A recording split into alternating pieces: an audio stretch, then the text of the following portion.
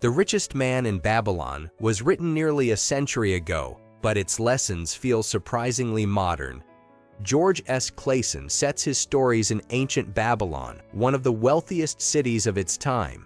Trade flourished, gold flowed, and opportunity was everywhere. Yet most people in Babylon struggled financially. They worked hard, they earned money, and somehow they were always short. That tension should sound familiar. Today, many people earn more than ever before, yet still feel financially stressed, uncertain, and behind. This book isn't about ancient coins or outdated advice. It's about human behavior around money, and that hasn't changed. Clason teaches through simple stories that reveal why money slips away from hardworking people and how a few disciplined habits can change everything. The story begins with two friends, Bansir the chariot builder and Kobe the musician. They are skilled at their trades. They work long hours, and yet they are constantly broke. One evening, they sit together and voice a frustration many people still feel today. They ask why gold seems to flow easily to some people while others struggle no matter how hard they work. What makes this story timeless is that their problem isn't laziness. It's lack of understanding. Like many people today, they believe that working harder would eventually solve everything. Instead, they realize that effort without financial wisdom leads to exhaustion, not wealth. That realization pushes them to seek guidance. Bansir and Kobe seek out Arkad, the richest man in Babylon. Arkad's story is important because he didn't begin wealthy. He grew up poor. He earned a modest wage as a scribe. And like many people, money came to him, but never stayed. Arkad noticed something crucial. Earning money was not the same as keeping it. So he sought advice from Algamish, a moneylender who taught him how money behaves. Arkad learned patience, made mistakes, lost money, and learned again. Over time, those lessons transformed him. This mirrors what many people experience today. Income increases, but financial stress remains until habits change. Arkad agrees to teach others what he learned. He calls these lessons the 7 cures for a lean purse. They are not tricks. They are not shortcuts. They are habits designed to change how money flows through your life. The first cure, start thy purse to fattening. Arkad doesn't frame saving as a financial tactic.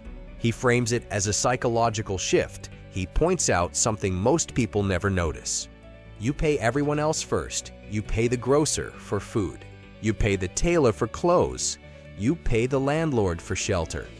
But you pay yourself nothing. Arkad teaches his students to repeat a simple sentence until it becomes instinct. A part of all I earn is mine to keep. This isn't about deprivation. It's about ownership. Until you claim a portion of your income as untouchable, money will always pass through your hands without stopping.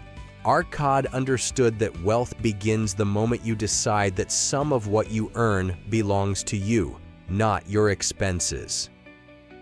The second cure, control thy expenditures.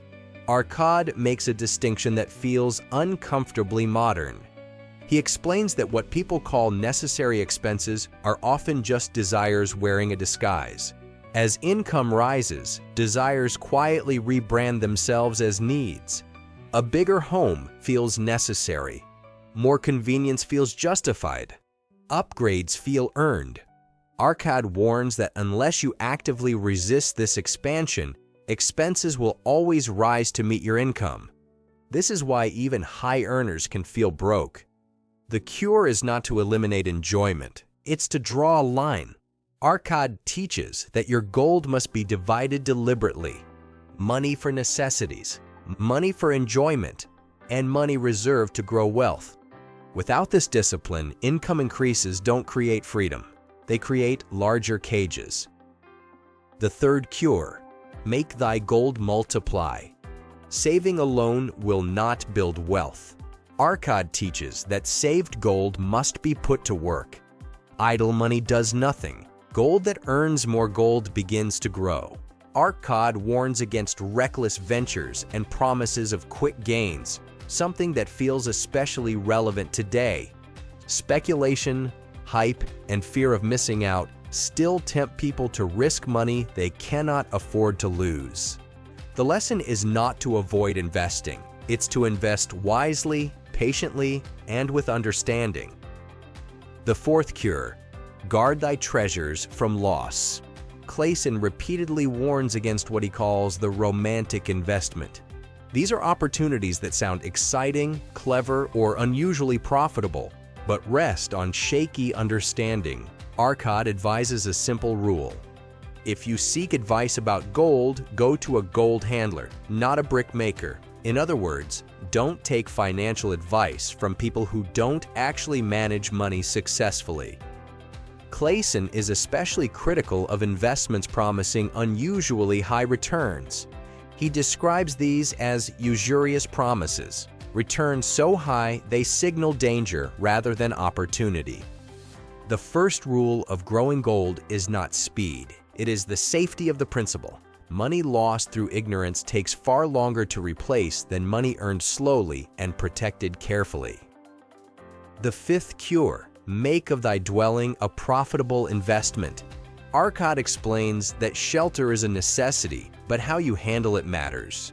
Paying rent forever keeps money flowing outward. Ownership, when managed wisely, can stabilize expenses and build long-term security.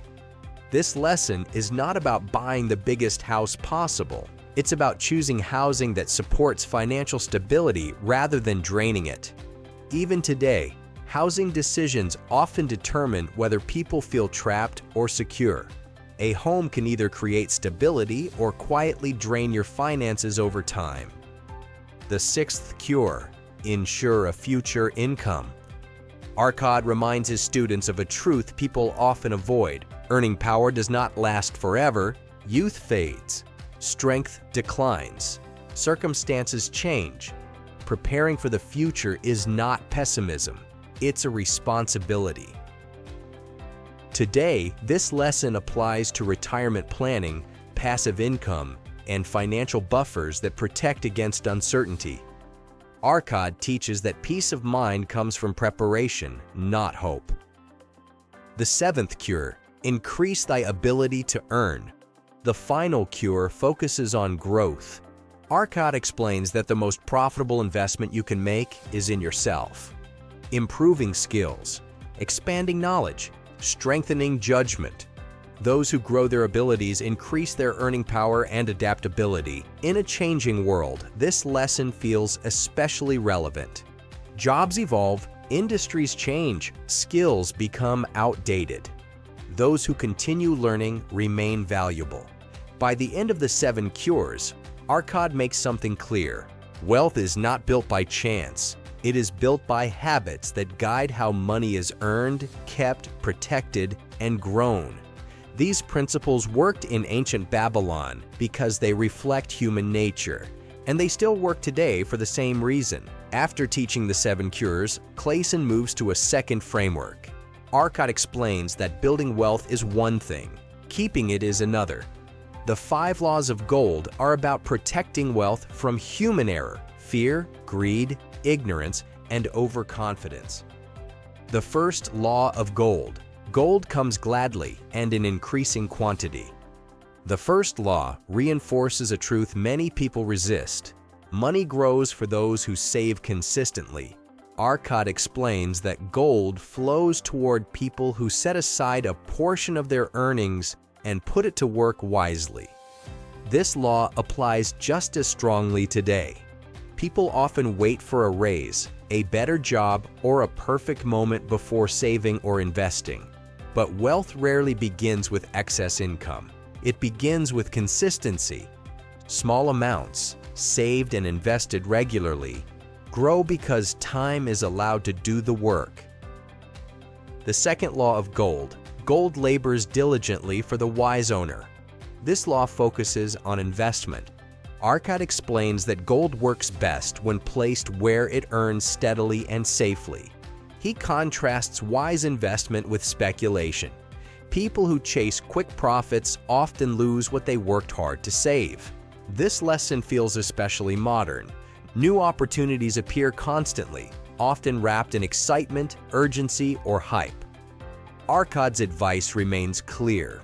Gold should be placed where it is protected and productive, not where it is exposed to unnecessary risk.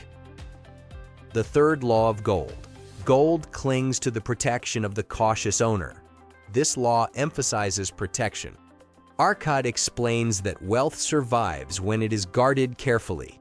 People lose money when they invest in things they do not understand or trust advice from those without proven experience. Clason reinforces this lesson through stories of people who followed enthusiasm instead of wisdom and paid the price. Today, this shows up when people invest based on trends rather than understanding. Caution is not fear, it is respect for risk. The fourth law of gold. Gold slips away from the one who invests in unfamiliar ventures.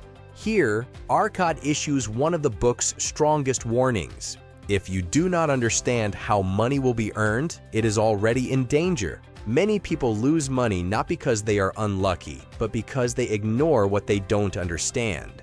Arkad teaches that advice should come from those who have done the thing successfully, not from those who simply sound confident. This lesson remains critical today when persuasive voices are everywhere. Understanding must come before action. The fifth law of gold. Gold flees from impossible promises. The final law addresses greed. Arkad explains that promises of extraordinary returns often hide extraordinary risk. People lose money when they allow hope to override judgment. This law speaks directly to the human desire for shortcuts. When something sounds too good to be true, it usually is. Clason reminds us that wealth grows through patience, not miracles. At the end of the book, Clason included several stories to illustrate the lessons. The Gold Lender of Babylon. Clason reinforces the 5 laws through the story of Rodan, a spearmaker who receives an inheritance. Rodan is eager to invest, but unsure how. Instead of acting immediately, he seeks guidance from a gold lender. The lender tests Rodan by asking him to evaluate several investment opportunities. Rodan learns that understanding is the true safeguard of wealth. This story highlights a timeless lesson. Wisdom often lies in restraint. Delaying action until understanding is gained can prevent irreversible mistakes. The Walls of Babylon. One of the most powerful metaphors in the book is the story of Babylon's walls.